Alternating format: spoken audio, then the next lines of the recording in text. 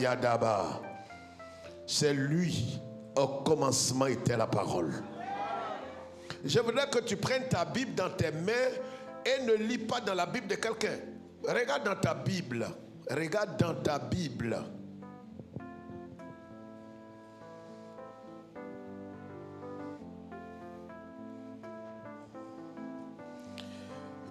Juge chapitre 6.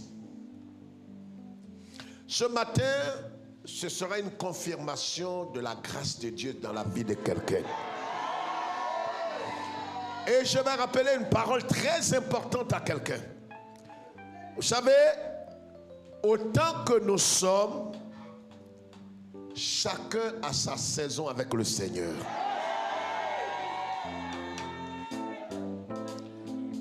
Juge chapitre 6. Prends ta Bible, tourne au chapitre 6 de Juge, le verset 14.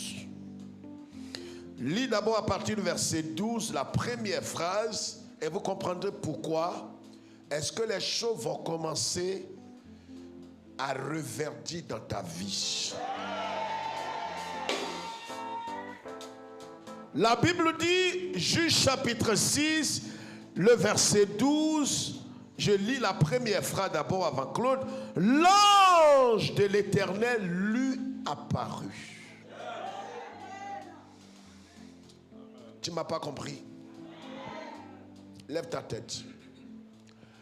L'homme à qui l'ange apparaît ici est dans des ennuis. Regarde-moi.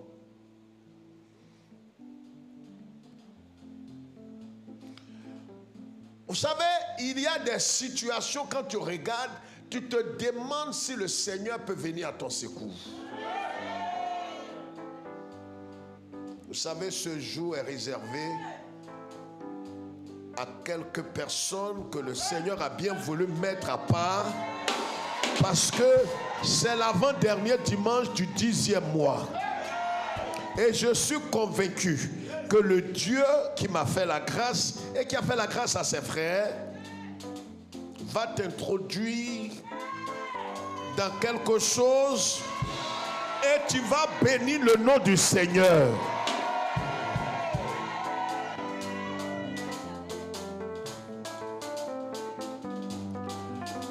La parole de Dieu déclare, lève la tête, lève ta tête.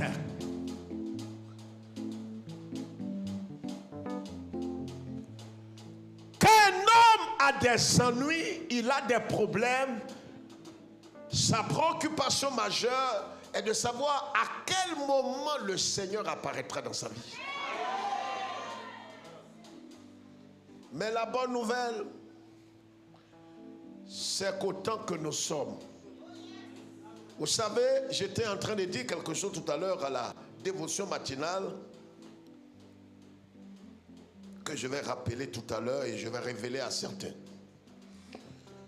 Gédéon et tout Israël, ils étaient dans les ennuis.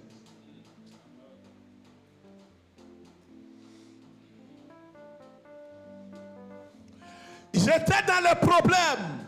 Humainement parlant, ils se demandaient comment est-ce que les choses allaient se terminer. La Bible dit que quand ils faisaient un champ, leurs ennemis venaient pour détruire le champ. Quand ils entreprenaient quelque chose, leurs ennemis venaient derrière eux et puis ils mettaient à plat. Peut-être que ça a été l'histoire de quelqu'un parmi nous. La Bible dit que Gédéon, avec sa famille, ils sont allés pour mettre un peu de vivre à l'abri. Vous savez ce que j'aime chez notre Dieu, c'est quand il y a totalement le dos au mur. Il n'y a plus d'espoir. Des gens sur qui tu comptais, ils t'ont rejeté. Les derniers appuis, ils t'ont abandonné. Gédéon était sans espoir. Et la Bible dit, l'ange de l'Éternel Il n'est pas apparu à toute la tribu.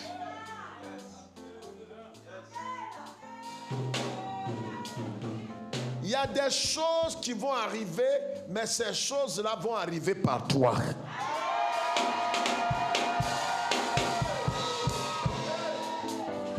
Gédéon n'est pas le père de la tribu. Le problème, quand on regarde ta famille, tu es le moindre. Tu es des gens sur qui on ne peut pas miser.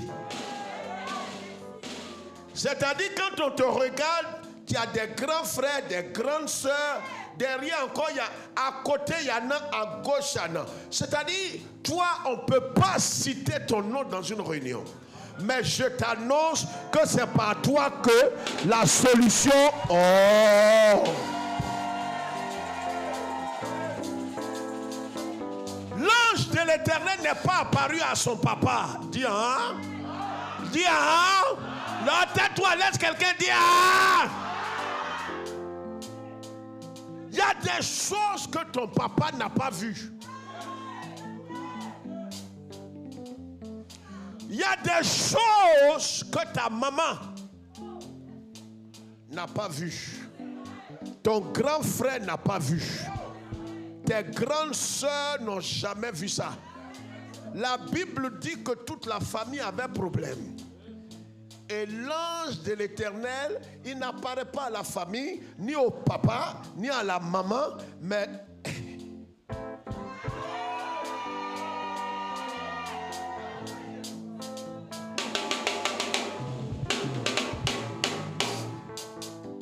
L'ange de l'Éternel, est-ce que tu comprends? L'ange de l'Éternel n'est pas apparu à ton papa, Yves, ni à ta maman, ni à ta sœur. L'ange de l'Éternel est apparu pas au grand frère de Gédéon. Les gens se demandent d'où viendra le salut de la famille. J'ai reçu un télégramme ce matin que je t'annonce. Francine, la solution et la délivrance de la famille passera par toi.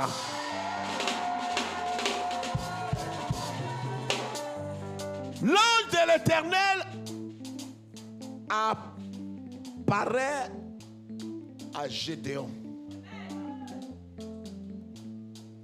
Son papa aurait voulu que ce soit lui.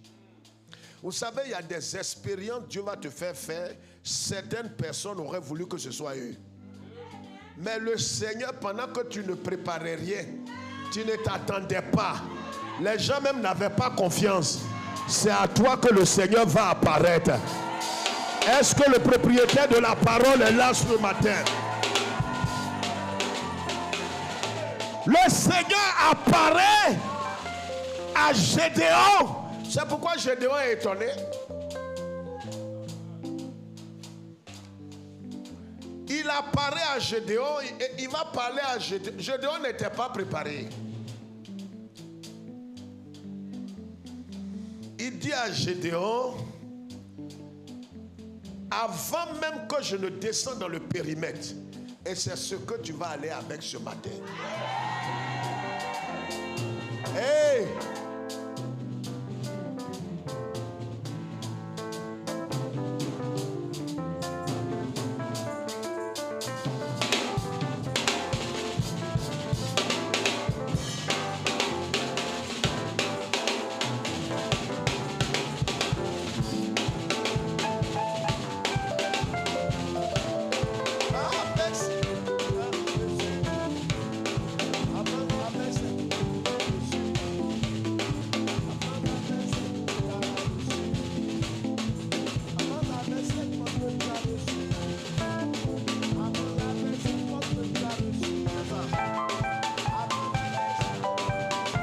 Yes, Lord.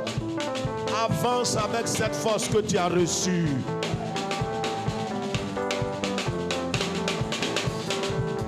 L'ange, il dit à Gédéon,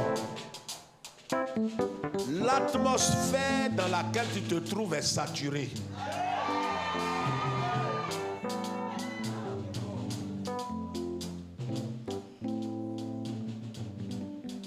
Je vais vous montrer un premier signe. Amen.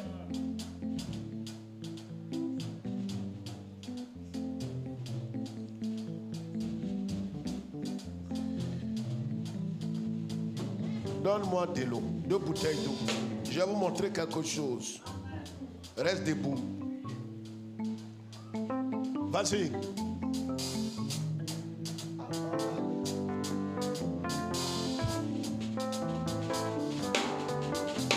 Avance.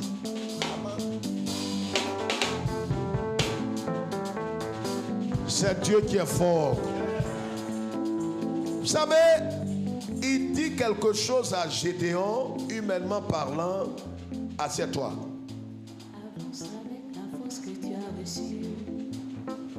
Avance avec la force que tu as reçue. Avance avec la force que tu as reçue. Dis-le. Avance avec la force que tu as reçue. À fort. Avance avec la force que tu as reçue. Et avance avec la force que tu as reçue. Progresse avec la force que tu as reçue. Cours avec cette force que tu as reçue. Avance avec la force que tu as reçue. Avance avec la force que tu as reçue. Avance avec la force que tu as reçue. Avance avec la force que tu as reçue. Avance avec la force que tu as reçue. Avance avec la force que tu as reçue. Regardez.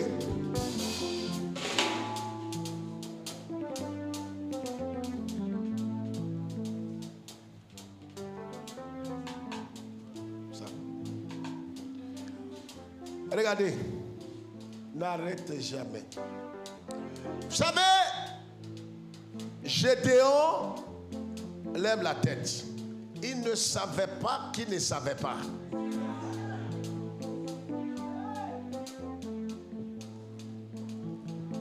Ça là, c'est lotus.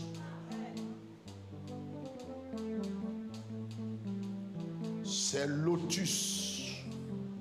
Pas ceux qui suivent, il t'a pas dit c'est de la magie.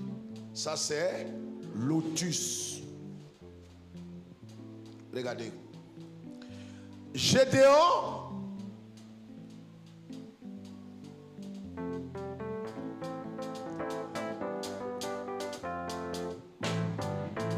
l'ange de l'Éternel lui dit: va avec cette force que tu as. À quel moment il a reçu cette force? C'est ce qui va te retarder. Tu vois, ton cerveau est programmé, il y a ce qu'on appelle la programmation mentale. Dans la programmation mentale, tu as une forteresse. Tu peux venir dans la présence de Dieu et ressortir tel que tu es venu. Et souvent même avec un malheur. C'est ce qui est arrivé à un certain Zacharie. Gédéon, il vient, il est dans la présence de l'ange. Et l'ange n'a pas étendu sa main. Je suis ici. N'a pas étendu sa main pour déposer sur Gédéon et prier Makato Kobakaye Kerekebosa. Non. Il dit: va avec la force. Lis bien. Ce matin, on va passer un culte formidable. Qu'il te soit fait selon la dimension de ton amen. Lis. L'Éternel est avec toi. Vaillant héros. Hey, la première chose, c'est qu'il dit, il atteste, il certifie.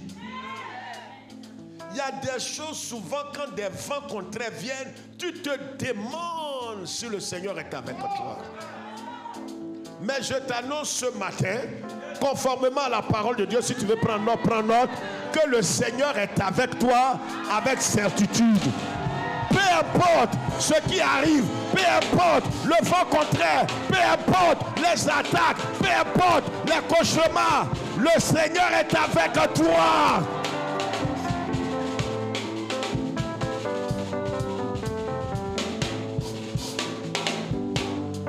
Le Seigneur est avec toi.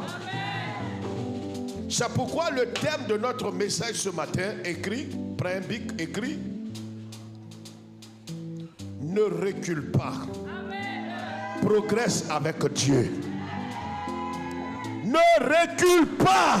Progresse avec Dieu. Merci. Ne recule pas. Le diable va vouloir te faire reculer. Les situations de la vie vont vouloir te faire reculer. Les problèmes, la maladie, les attaques. Mais ne recule pas. Oh, laisse quelqu'un répondre. Je dis ne recule pas. Tes frères peuvent reculer, mais toi ne recule pas. Parce que la libération de toute une famille repose sur ton épaule.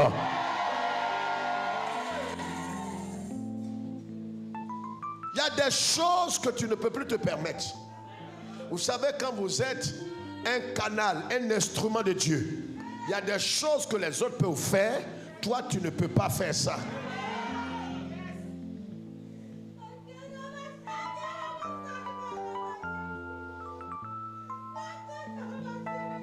La parole de Dieu déclare que l'ange dit à Gédéon, la première chose que tu dois savoir, parce qu'en vérité tu ne peux rien retenir et tu ne peux rien garder si tu ne sais pas que le Seigneur est avec toi.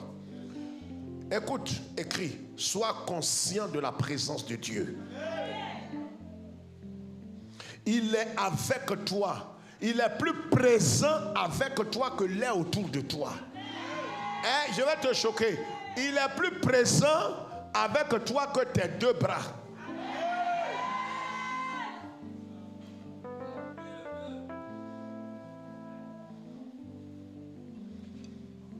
Il dit l'Éternel.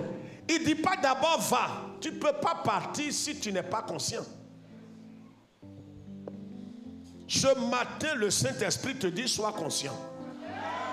Ne regarde pas ce qui tourne autour de toi. Ce que tu dois retenir, c'est que le Seigneur, ce qu'il dit est la vérité. Même si tu as dormi sur ton oreille gauche, tu as fait des cauchemars, les cercueils, regarde ici, les cercueils t'ont pourchassé. Dis frère, c'est quoi ça? Ta voix ne me plaît pas. Laisse quelqu'un dire ça plus fort.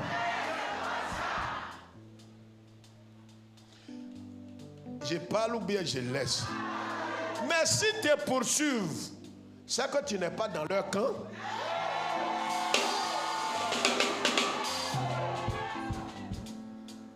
Parce que si tu es dans le camp de quelqu'un, il ne te poursuit plus. Tu comprends pourquoi les choses s'attaquent à toi.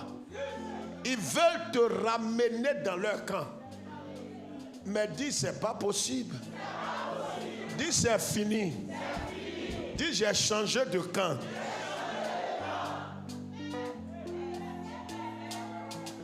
Alors, la première chose est de savoir, si tu ne veux pas, si tu recules, c'est grave, c'est gravissime. Là où tu es, tu vas finir. Ne recule pas. Touche les deux qui sont à côté là, on ne sait pas pourquoi ils sont assis à côté de toi. Dis, ne recule pas. T'appelles, dis, ne recule pas. Dis, le meilleur est devant. Ne recule pas.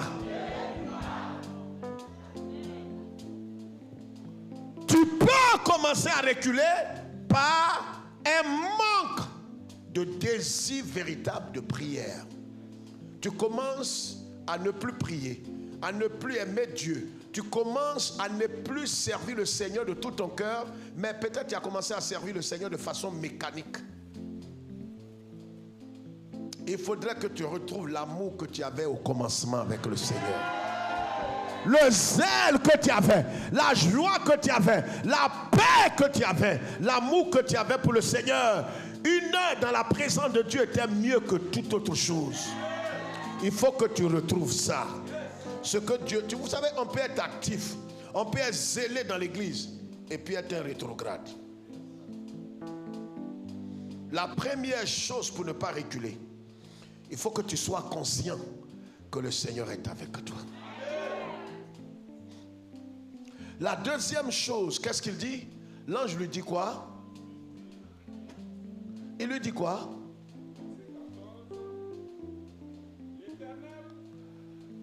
L'Éternel se tourna vers lui. La première chose, vous savez, attendez d'abord. Quand tu es dans les ennuis, lève la tête, dans des problèmes, dans des situations compliquées, et que humainement parlant, ceux qui ont tourné les regards vers toi, c'est la mort. Est-ce que quelqu'un me comprend? La mort, l'échec, le célibat, la sorcellerie, les pouvoirs des ténèbres ont tourné les regards vers toi.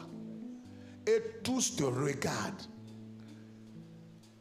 Il y a des expressions qu'on n'a pas besoin de dire dans la Bible. Mais la Bible dit quoi? Comme Gédéon était l'objet de beaucoup d'attaques et que tous les regards sataniques étaient focalisés sur Gédéon, alors quand le Seigneur lui aussi est arrivé, il s'est tourné vers Gédéon. Je vais t'expliquer quelque chose et ceux qui sont destinés à la parole vont recevoir ça comme un cadeau du ciel. Vous savez, il y a des regards qui annulent des regards. Les forces des ténèbres se sont tournées vers Gédéon. La mort tournée vers Gédéon. L'échec vers Gédéon. Fausse couche vers Gédéon. La misère vers Gédéon. Le célibat endurci vers Gédéon. La mort rôde autour de Gédéon. Et tous ont tourné leur regard. Dès lors où le Seigneur arrive, la première chose qu'il fait, c'est que lui aussi tourne les regards vers...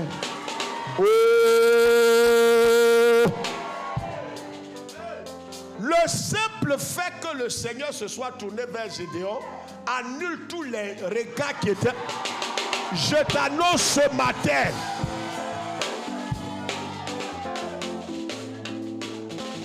Il y a des forteresses qui te regardaient, qui te lorgnaient.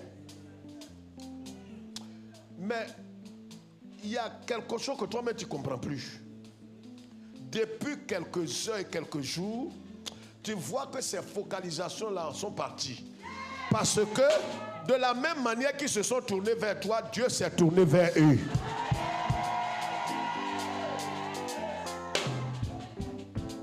Gédéon, petit, pauvre, incompris. Il n'est pas le plus beau. Il n'est pas le plus intelligent. Dieu choisit toujours des choses inconsidérées. Des choses méprisées. C'est pourquoi ne cherche pas à être grand. Dieu prend les choses viles. Tu comprends, Kofi? Tu n'as pas besoin de chercher à être grand. Il y a quelques semaines, je t'ai parlé. Je t'ai parlé ou bien je t'ai pas parlé? Je t'ai dit, je te voyais comme sur un sommet. Et je voyais les lumières en bas de toi. C'est accompli ou bien ce n'est pas accompli?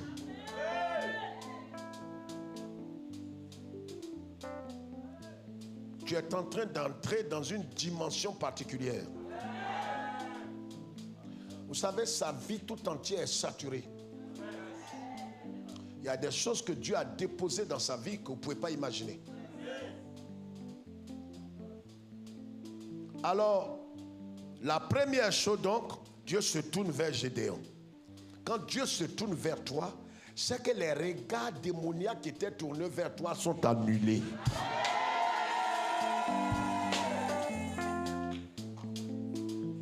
Donc là où tu es là, les regards qui sont tournés vers toi, ce sont des regards divins.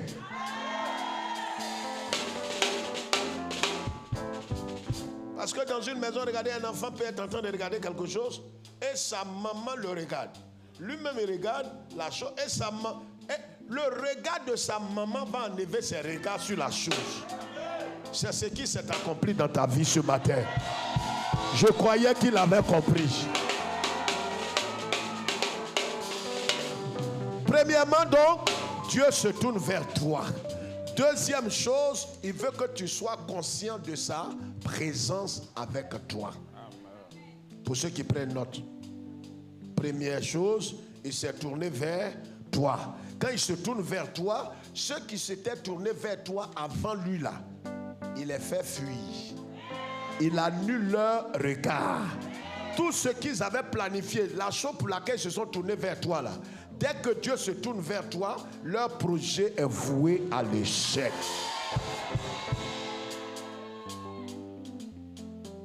Deuxième chose donc, il faut que tu sois conscient de sa présence. Quelqu'un peut être dans la présence de Dieu, mais il ne sait pas qu'il est dans sa présence. Donc, son attitude est gauche, parce qu'il ne sait pas que le Seigneur est là. Dis frère, appuie, j'appuie. Non, dis frère, il faut appuyer, j'appuie. Moïse, il ne savait pas que là où il était arrêté, l'Éternel était descendu là. Et c'est pourquoi Dieu lui a dit, le lieu sur lequel tu te tiens est saint. Enlève tes souliers. Mais lui-même, il ne savait pas. Et quand tu es inconscient, la chose peut te dépasser sans le savoir. Je prie que ce ne soit pas ta portion. Sois conscient qu'il est avec toi. Et ce matin, on va faire un exercice pratique pour les fils du royaume. Voyez l'eau qui est là et puis le lotus.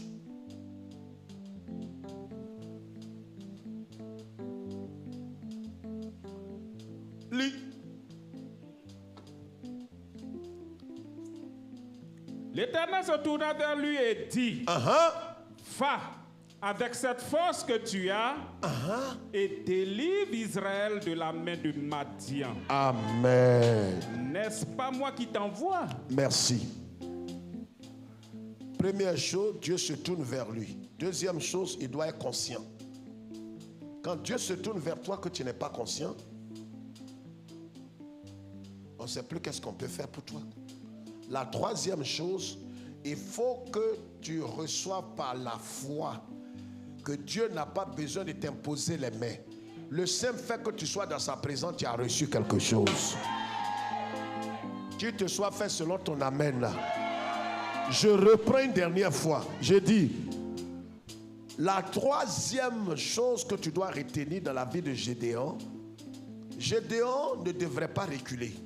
Parce que Dieu voulait le mandater pour libérer Israël. Donc, Dieu s'est tourné vers lui. Deuxième chose, Dieu l'a mené à prendre conscience de sa présence. La troisième chose, il fallait que Gédéon croie qu'il a reçu quelque chose pour la libération. Le problème, ce que tu reçois ce matin n'est pas un cadeau qui t'est destiné. Tu reçois quelque chose pour libérer quelqu'un. Oh, je ne sais pas si on se comprend ce matin. Je dis, ce que Dieu va te donner ce matin, ce n'est pas quelque chose que tu dois garder, mais c'est quelque chose qui va être en toi pour libérer des gens.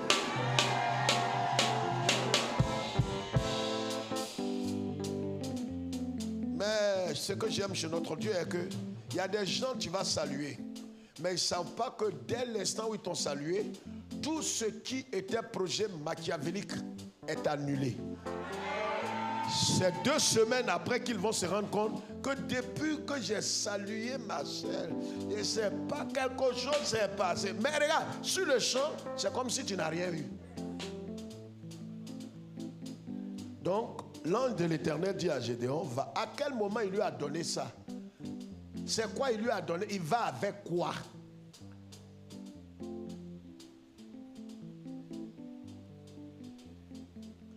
Et pourquoi c'est à Gédéon il dit ça? Vous savez, c'est ce que je vais vous expliquer. Et puis nous allons prier. Vous savez, il y a des gens tout à l'heure, dans quelques 5 minutes, ils vont voir des choses, mais ils ne vont pas goûter. C'est-à-dire, Dieu se manifeste, mais ils ne recevront rien. Car Jésus dit, l'esprit que le monde ne peut recevoir.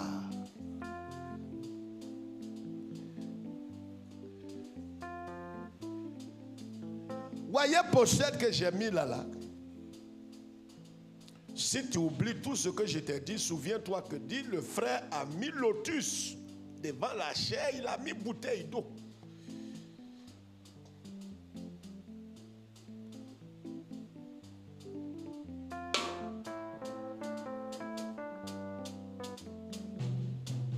Ça c'est l'eau simple. Mais le problème est qu'avec Dieu, il n'y a rien qui est simple.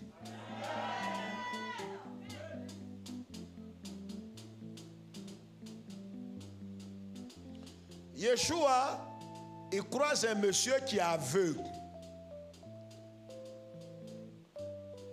La terre que tout le monde a assujettie, a piétiné.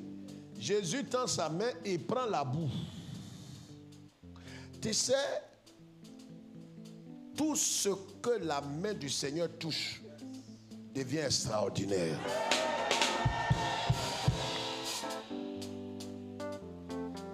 Et le Christ dit, vous êtes purs à cause de ce que vous avez entendu.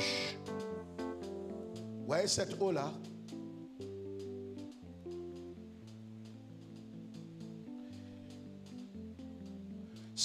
Écoute le français, c'est pas de l'eau bénite, c'est de l'eau bénie.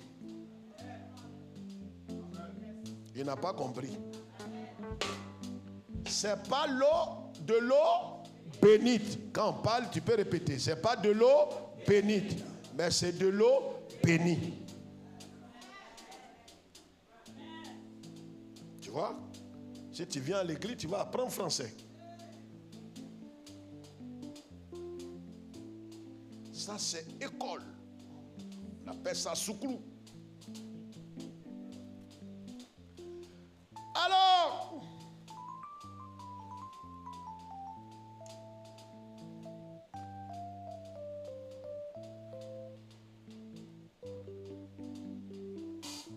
l'eau là,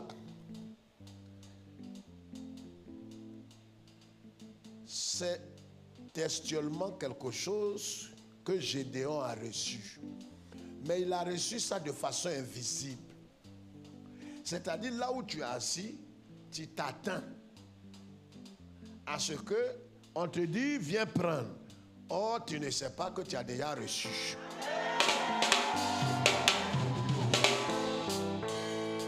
Mais vous savez pourquoi est-ce que nos deux frères là, après des années, ils ont tous 40 ans. Pourquoi c'est à 40 ans passés qu'ils montent à Jérusalem?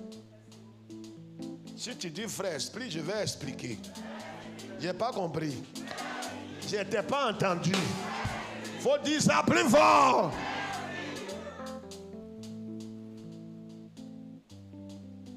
C'est ce que je vais te montrer. Qu'en vérité, dans la vie dans laquelle nous sommes, chacun a sa saison. Avant que ta saison n'arrive, tout le monde peut te mépriser. Vous savez, serviette, dis serviette.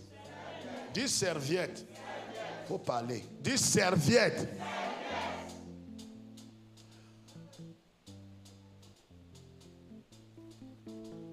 Les enfants, quand ils vont se laver, vous savez la serviette, quand tu te laves dans certains milieux, ils envoient la serviette et ils mettent ça, où ça? À l'air, dans la cour.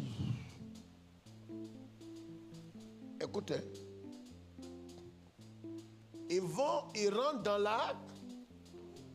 Avant même... Regardez, la serviette qu'il a mise sur la corde, dans la cour, il laisse ça là. En entrant pour aller se coucher, on l'oublie. À minuit, On ne se souvient pas. C'est au dehors. Chacun rentre. Si c'est ton portable, à 2 heures, tu vas ouvrir la porte pour aller chercher. Mais quand c'est la serviette, tu dis non, ça ne sert à rien. Mais la serviette que tu sembles ignorer, son heure va venir.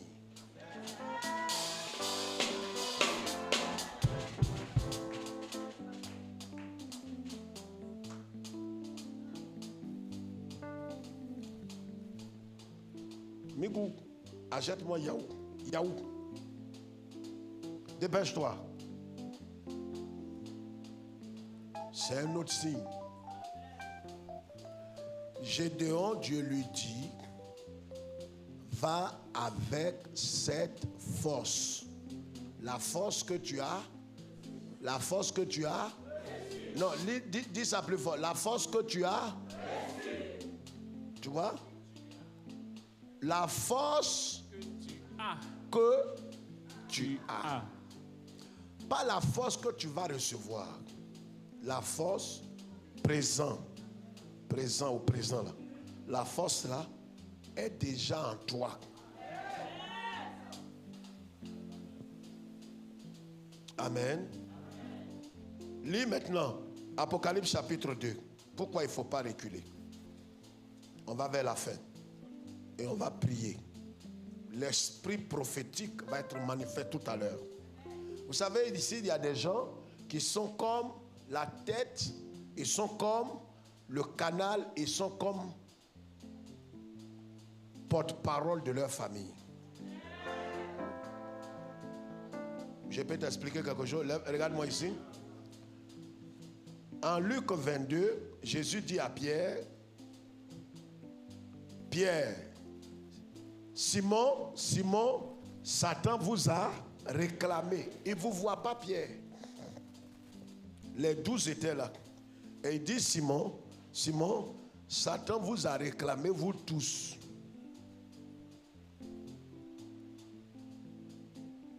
Mais c'est pour toi seulement que j'ai prié.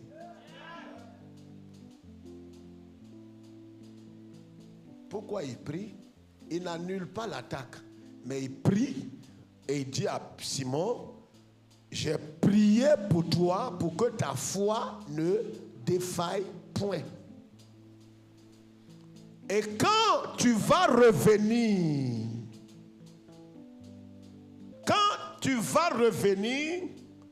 il faut affermir les autres. Il y a des gens, même quand on est dans la présence de Dieu, il y a des gens que Dieu va impacter. Parce que celui-là, il y a plusieurs personnes, il y a toute une tribu derrière lui.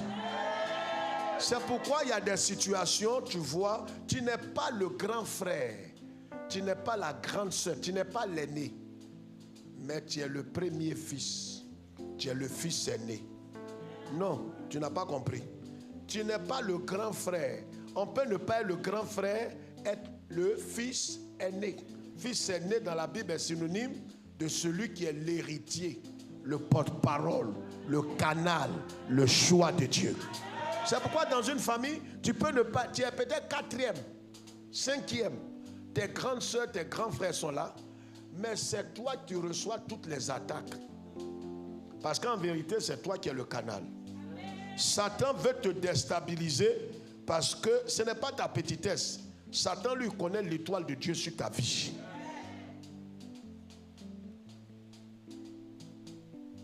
Il dit ce que tu as.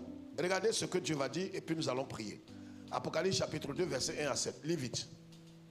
Écrit à l'ange de l'église d'Éphèse, voici ce que dit celui qui tient les 7 étoiles dans sa main droite. Tu ne dois pas reculer. Je ne t'ai pas entendu. Je le dis encore une deuxième fois. Toi, tu n'as pas le droit de reculer. Je le dis une dernière fois et la troisième fois. Vous savez, regarde ici mon doigt. Il y a un mystère que tu vas comprendre.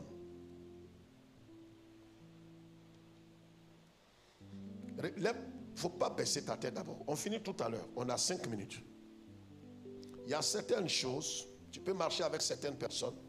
Ils peuvent se permettre certaines choses dans la vie chrétienne. Écoute très bien ce que je suis en train de te dire. Ça peut être un diacre, ça peut être un président des femmes, ça peut être un pasteur. Il se permet certaines libertés. Mais toi, tu n'as pas le droit. Écoute-moi bien. Regardez une femme enceinte.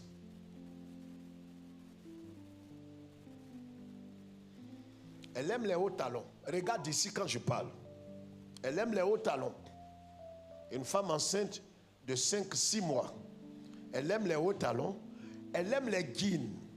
Pantalons jeans. Et puis elle aime les grosses ceintures. C'est pas mauvais.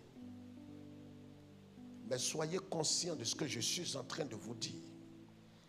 À cause de ce qu'elle porte dans son sein, dans son ventre, elle doit déposer pour un temps ses propres plaisirs.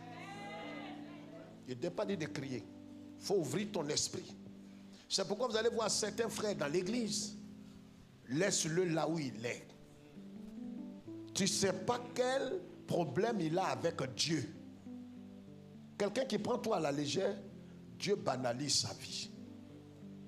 Une femme enceinte de 5-6 mois, même si elle avait le plaisir, elle mangeait des yaourts, elle buvait vraiment des choses qui étaient... Mais dès l'instant où elle est enceinte, à cause de la survie et de la santé de l'enfant qu'elle porte dans son ventre, ses plaisirs, elle aimait manger peut-être ceci ou cela. Elle est obligée de renoncer délibérément à ses plaisirs. Écoute-moi très bien, si je suis homme de Dieu. Ce que tu as en toi, je ne parle pas de tout le monde. L'onction que Dieu a déposée, parce qu'on appelle ça l'onction intérieure. Il y en a 3 dimensions. L'onction intérieure que Dieu a déposée en toi. Dieu, il ne dépose pas ces choses en toi pour rien. Le Christ lui-même qui est en toi est une onction. C'est pourquoi l'apôtre Jean dit, vous avez reçu l'onction. Ça, c'est l'onction intérieure. Il y a l'onction extérieure qui est le revêtement dont je vais vous expliquer une fois. Et puis il y a l'onction communautaire. Ça veut dire que là où on est, quelqu'un peut rentrer ici et puis l'onction le saisit, il commence à prophétiser. Mais il n'est pas prophète. C'est l'onction qui est sur l'assemblée qui fait qu'il rentre dedans. C'est ce qui est arrivé à Saül. Saül est arrivé quelque part, et il a commencé à prophétiser. Les gens ont demandé, Saül aussi est prophète? Il n'est pas prophète. Il est arrivé devant une garnison de prophètes dont l'onction des prophètes l'a saisi.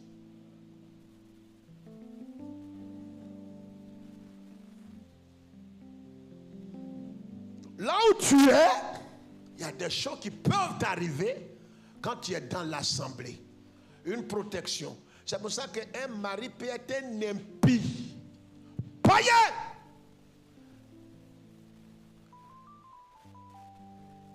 Mais tant qu'il est avec sa femme qui est convertie, qui a l'onction intérieure, sa vie est préservée.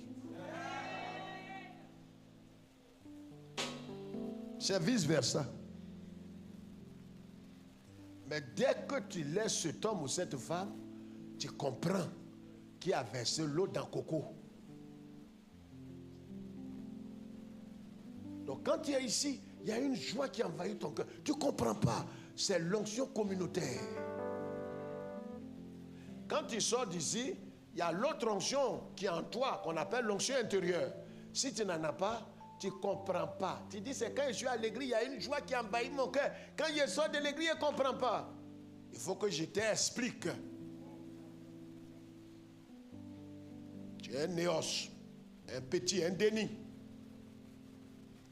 Donc, qu'est-ce qui va se passer? Ne recule pas. Ne recule pas. La saison dans laquelle on est là, ne recule pas. Oh, je le dis encore une deuxième, ne recule pas. Si tu recules, tout ce que tu prétends avoir possédé, tu vas tout perdre. Tu vas tout perdre. Et non seulement tu vas perdre, mais ce qui va t'arriver sera grave. C'est pourquoi, à cet instant précis, si tu priais 1 heure, prie 2 heures, levez-vous tous maintenant.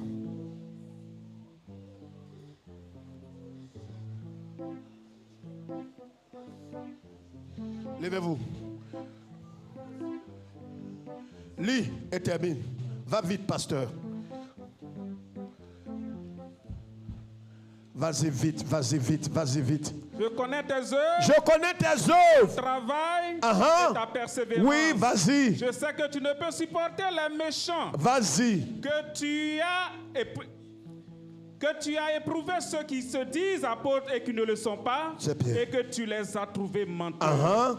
Que tu as de la persévérance, que Donc, tu as souffert à cause de mon Tu nom. souffres, Et que tu as ne t'es persévéré, point lassé. tu es patient. Mais ce que j'ai contre toi. Attends, voilà le mais du Seigneur. Réveille-toi. Amen. La dimension dans laquelle tu vas rentrer ne doit pas te laisser indifférent. Amen. Ne recule plus. Amen. Relève-toi maintenant. Amen. Je dis relève-toi. Et reprends ton premier amour. Amen. Parce que la Bible dit, mais ce que j'ai contre toi, c'est que tu as abandonné ton premier amour. Tu as abandonné. Tu sais, les gens qui ne te connaissent pas pensent que tu es zélé. Mais ce n'est pas comme ça que tu étais zélé. Ton zèle dépassait ça. Tu évangélisais, tu témoignais, tu prêchais à la cellule, tu annonçais, tu distribuais des brochures. Mais ces choses-là ont disparu de ta vie. Tu comprends pourquoi les choses sont en train de se noircir sur ton destin. Ressaisis-toi.